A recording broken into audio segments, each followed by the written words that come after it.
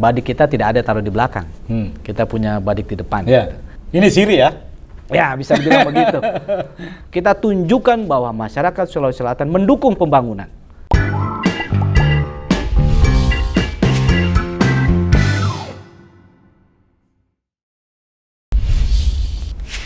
Naik kereta api, tut tut tut, siapa hendak turut ke Bandung, Surabaya. Ya ini sekarang rutenya masih Bandung, Surabaya. Belum ada Makassar, Parepare. Padahal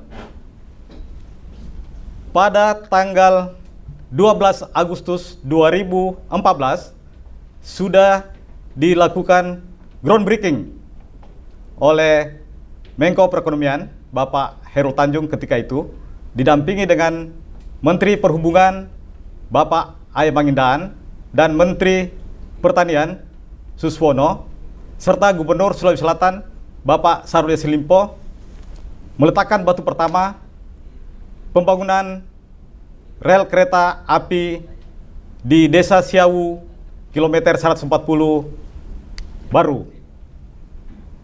Nah, senang sekali kita hari ini kita menghadirkan narasumber yang sangat luar biasa. Masih muda, orangnya cerdas, dan putra daerah yang mendapat tugas khusus. Dengan senang hati kami menghadirkan Bapak Andi Amanagappa yang mendapat tugas khusus dari pemerintah menjadi Kepala Balai Pengelola Perkeretaapian Sulawesi Selatan. Ya. Groundbreaking bertepatan dengan ulang tahun perkeretaapian yang ke-150 tahun. Tapi banyak orang bertanya, kereta api di Sulawesi Selatan jadikah? Ya silakan mungkin bisa Pak Kepala Balai untuk menjelaskan tentang itu. Ya. Baik, terima kasih. Kami diberi kesempatan untuk menjelaskan perkembangan perkeretaapian di Sulawesi Selatan. Jadi alhamdulillah kebetulan kami diberi kesempatan untuk menjabat di posisi Kepala Balai ini kurang lebih sudah jalan hampir 1,5 bulan. Dan saat ini kita sedang menyelesaikan pembangunan menyisakan kurang lebih sekitar 2 km di wilayah Pangkep. Kalau melihat perjalanan panjang pembangunan kereta api yang sudah hampir 5 tahun, insya Allah di tahun anggaran 2022 ini akan kita operasikan paling lambat di triwulan keempat, paling tidak sekitar bulan 10. Nah, kondisi ini bisa diyakini karena kenapa? Karena proses pembangunan yang sedang berjalan itu terus secara masif kita lakukan. Nah, hanya tinggal 2 kilo tadi yang saat ini tinggal menunggu waktu. Menunggu waktu untuk proses pembangunannya. Nah, itu sebagai gambaran informasi awal. Berarti 2 km itu sudah selesai pembahasan lahannya atau tinggal proses pembangunan? 2 km itu tinggal menyambungkan saja. Nah, jadi prosesnya tepatnya ada di wilayah Pangkep, itu ada sekitar 3 desa. Desa Bontokio, kemudian Maminasatene, sama Bontolangkasa. Nah ini tinggal menunggu waktu karena sudah masuk ke ranah pengadilan negeri untuk penetapan eksekusinya. Jadi saya kira kita tidak perlu khawatir, tahun ini kita akan operasikan kereta api. Optimis ya, optimis untuk dengan waktu yang tersedia sampai sekarang? Ya. Masih terkejar? Oh masih. Jadi begini, kalau bicara struktur pembangunan itu, kita bicara pembangunan itu untuk badan jalannya kurang lebih 4 bulan. Nah, katakanlah kita berhitung sekarang sudah bulan Januari. Nah, target saya untuk penyelesaian tanah ini paling telat di Februari minggu pertama sudah tersambung semua. Nah, kita berhitung matematis karena konstruksi itu tidak bisa kita bohongi. Konstruksi itu terukur. Makanya di dalam tagline kami itu kerja cepat, terukur, dan aman. Nah, menghitung dari situ Februari, Maret, April, Mei, Juni. Nah, Juni itu insya Allah badan jalan sudah naik. artinya sudah pada posisinya. Nah, kemudian pasang rel, katakan paling lama 1 bulan, bulan Juli. Maka diharapkan bulan Agustus kita bisa trial. Nah, ini mungkin kesempatan kepada komunitas, semua komunitas, tidak hanya komunitas yang sifatnya informasi ya, media segala macam, tapi kami ingin memberikan kesempatan kepada pemerintah daerah ikut merasakan naik kereta api. Nah, nanti kita akan jadwalkan untuk pemerintah kabupaten kota yang bersinggungan dengan jalan rel kereta api, kita beri kesempatan untuk sosialisasi dengan menaiki kereta api. Luar biasa. Jadi 5 kabupaten kota ya, berkesempatan untuk itu. Baru, Pangkep, Maros, Makassar. Berarti 4 ya. Nah, 4 itu nanti akan kita lakukan. Parepare belum. Oh, Parepare belum. Parepare belum. Karena kita masih ada di ujungnya Palandro itu. Ada sekitar 25 km yang belum tersambung. Oh, belum tersambung. Nah, ini yang sedang dalam pembahasan untuk pembuatan DED-nya. Oh, DED-nya. Terus itu sebenarnya sekarang ini sudah berapa persen yang sudah selesai? Kalau bicara persentase, ini sebetulnya sudah di ujung untuk yang segmen ketiga. Nah, segmen ketiga itu adalah dari Pangkep sampai ke arah Mandai. Nah, kalau bicara persentase rata-rata, itu bisa kita bilang sekitar 90%. 90%? 90% saja. Nah, yang 10%-nya memang tinggal penyelesaian tanah dan penyelesaian untuk pembangunan finishing saja. Jadi untuk pekerjaan struktur bangunan bawah, itu sudah kita selesaikan. Jadi itu mungkin gambaran daripada proses penyelesaian pembangunan kereta api, dan kami punya keyakinan berdasarkan hitung-hitungan tadi, optimis paling tidak di bulan 8 itu kita sudah coba trial, bulan 9 paling telat kita lakukan pengujian, safety assessment. Sehingga nanti kalau di triwulan keempat sudah ada kereta api ininya, angkutan penumpang, maka bisa kita operasikan di bulan 10. Nah, itu yang kita akan lakukan. Tapi sebenarnya selama ini kendala apa yang dihadapi sehingga tadi 2014 sudah groundbreaking, terus malah orang mengatakan bahwa itu groundbreaking kereta api itu sudah 3 kali dan sampai sekarang belum selesai-selesai. Kendala apa yang selama ini menjadi penghambat? Jadi begini, permasalahan pembangunan itu tidak hanya terjadi di Sulawesi Selatan, khususnya untuk proyek atau proyek strategis nasional. Ini tidak hanya terjadi di Sulawesi, terutama menyangkut masalah pengadaan tanah untuk pembangunan. Jadi selalu itu yang menjadi katakan obstacle ya, termasuk di Sulawesi ini. Nah, kenapa itu terjadi? Kalau berdasarkan yang kami terima informasinya itu memang ada keberatan dari masyarakat terhadap besaran nilai appraisal. Nah, proses pentahapan ini sebetulnya sudah kita lakukan cukup panjang. Jadi proses pengadaan tanah itu tidak instan. Jadi ada 4 tahapan itu. Dari mulai perencanaan, persiapan, pelaksanaan, dan penyerahan. Nah, 4 tahapan ini prosesnya tidak instan. Nah, kadang-kadang memang ada miss di lapangan dan dalam tanda kutip ada oknum.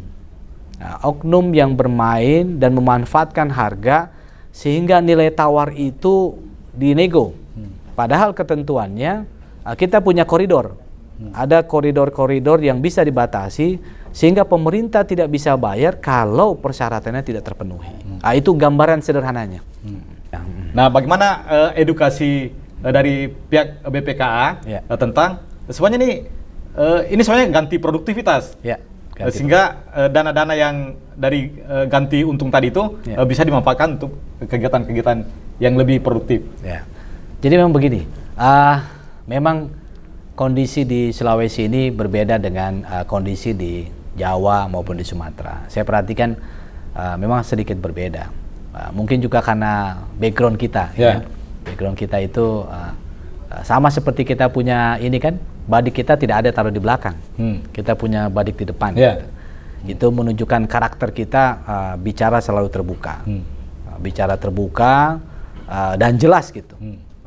Begitu kita sudah bicara, begitu yang kita kawal. Nah, tadi yang ditanyakan itu memang begini. Kalau kita lihat kondisi pengadaan tanah itu kan cuma menyisakan kalau di persentase itu kurang dari 1% penyelesaian. Dan posisinya sekarang sudah dititipkan di pengadilan. Itu adalah upaya hukum yang dilakukan pemerintah untuk menyelesaikan pengadaan tanah. Makanya kemudian dana pengadaan tanah itu dititipkan pengadilan. Pertanyaannya, kenapa yang kurang dari 1% ini menyandera yang 99%? Jadi bisa dibilang yang dirugikan ini adalah 99%. Nah, kenapa kita harus dikalahkan sama yang kurang dari 1%? Makanya perlu kita lakukan upaya hukum supaya ini dilakukan penertiban lahan di lapangan. Nah, pertanyaan kemudian, apakah masyarakat juga bisa melakukan upaya hukum? Bisa, silakan gitu. Nah, mereka bisa melakukan upaya hukum kalau keberatan dengan penetapan appraisal, silakan dibuktikan di pengadilan. Nah, sehingga kemudian kalau sudah ada putusan yang inkrah bahwa ada koreksi terhadap besaran nilainya, pengadilan memerintahkan dalam hal ini Balai Kereta Api untuk melakukan pembayaran sisanya. Nah, itu upaya-upaya hukum mungkin yang bisa dilakukan. Tapi sekarang kita tuntaskan ini. Jadi Bro Daeng, tadi sebenarnya masyarakat itu punya kesempatan untuk mengajukan banding atau minta supaya nilai appraisal itu bisa berubah dengan asumsi misalnya ada yang salah hitung atau bagaimana? Ya. Jadi begini, pertama perlu juga saya koreksi dulu ya. Artinya ada tahapan sebelum appraisal itu ditetapkan, kita kasih waktu kurang lebih 2 minggu. Nah, jadi sebelum hasil ditetapkan oleh appraisal, kita akan mengundang masyarakat. Nah, kita sampaikan ini adalah hasil penilaian oleh tim appraisal.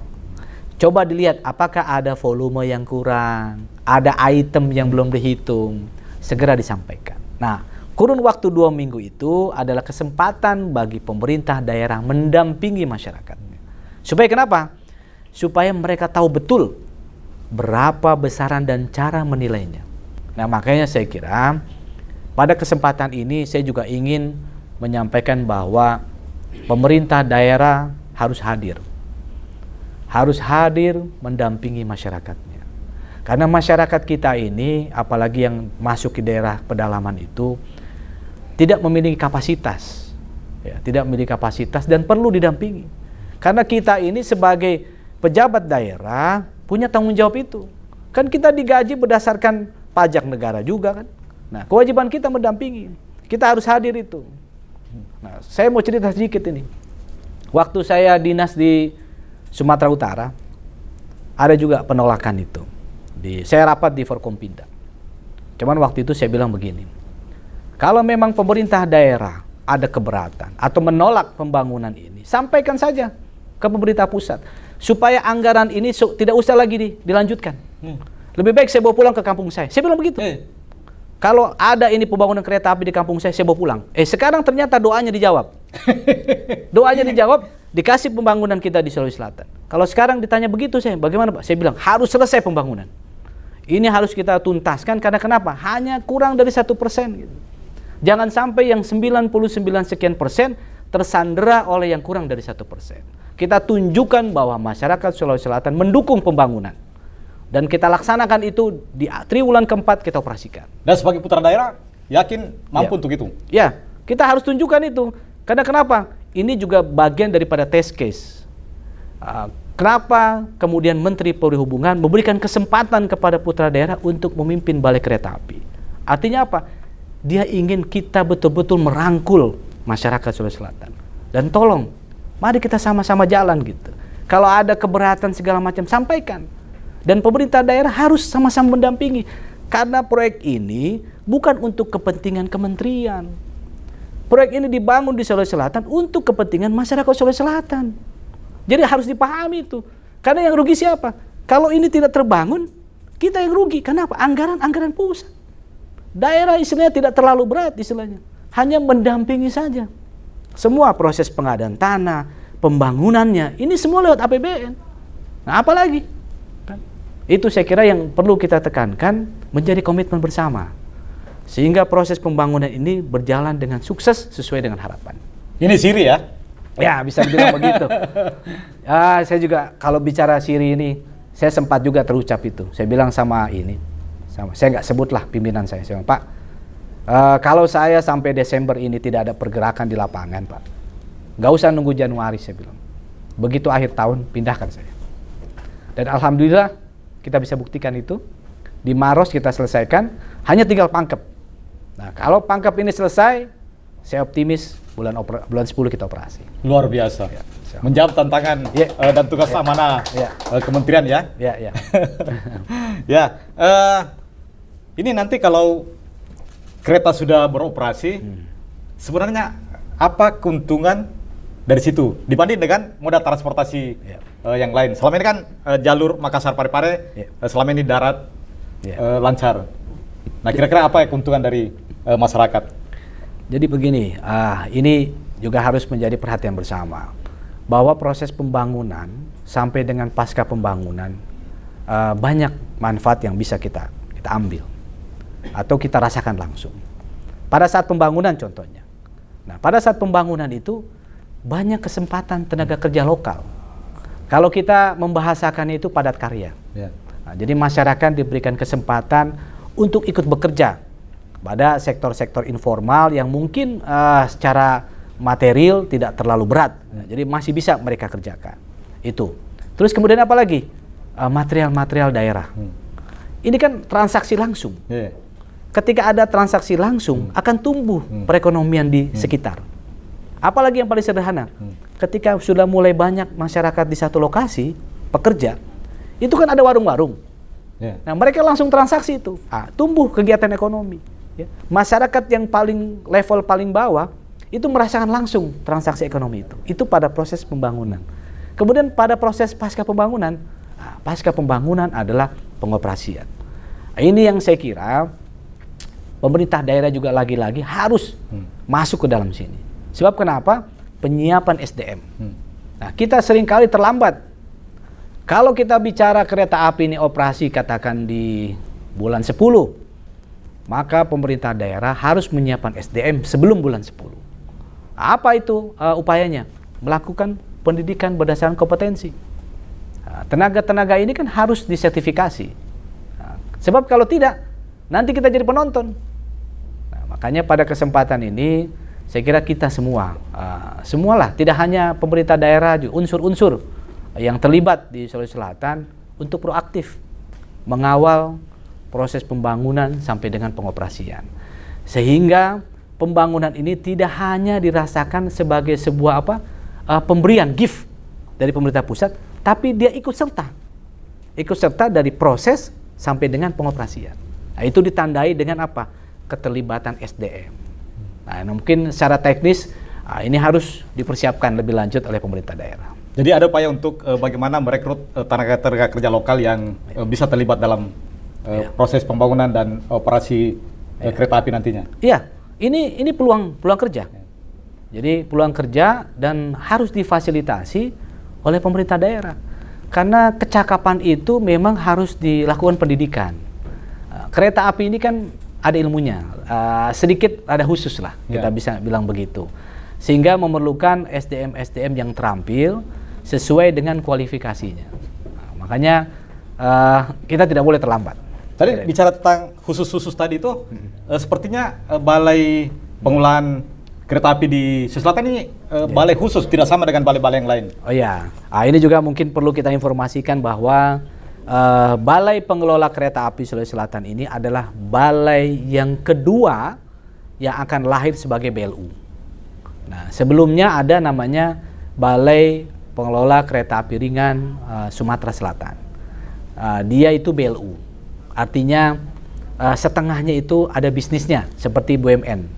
Jadi tidak hanya dia sebagai regulator, tapi juga dia seperti operator. Dia mencari pendapatan dari pengelolaan aset-aset yang ada di sepanjang jalur kereta api. Oh, berarti kalau begitu kesempatan masyarakat sekitar itu sangat terbuka lebar. Sangat terbuka. Jadi begini, kita punya stasiun, kita punya parkir, kita juga punya SDM terampil. Ini bisa dikerjasamakan. Yang paling sederhana misalnya stasiun. Stasiun itu nanti bisa jadi etalase. Etalase buat usaha misalnya, buat advertising. Ini bisa langsung ke kita. Nah, momentum ini harus dimanfaatkan, termasuk juga dengan harian Fajar ini. Kita bikin kegiatan bundling kegiatannya. Ada iklan di stasiun, kemudian kegiatan kami juga diberitakan di harian. Nah, itu mungkin salah satu upaya yang bisa kita lakukan di dalam pemanfaatan aset-aset kereta api Sulawesi Selatan. Itu menarik sekali dan saya kira sangat terbuka lebar untuk masyarakat bisa bekerjasama dengan Balai Pengelola Kereta Api Sulsel. Banyak kelebihan jika kita menggunakan kereta api. Bro Daeng sendiri kalau liburan sering naik kereta bersama keluarga. Di samping tentu pergi mancing yang merupakan hobi berat dari beliau. Kita rehat sejenak setelah pesan-pesan berikut.